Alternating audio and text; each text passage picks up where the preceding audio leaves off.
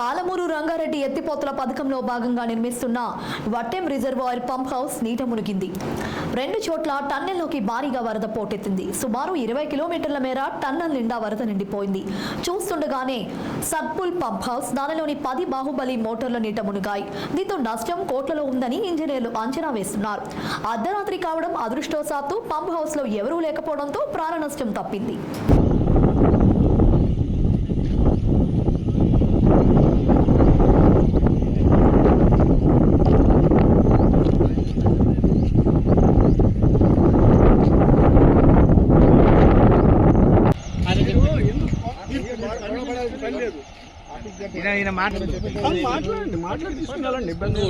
వచ్చే బండి మీద కాలు మీద కాలేసి నిలబడుకుంటా ఎట్లా కనపడుతున్నాం నీకు? ఎవరు నువ్వు ఉరుకుతా కూర్చుంటాం కూర్చో మళ్ళీ భయపడుతున్నా.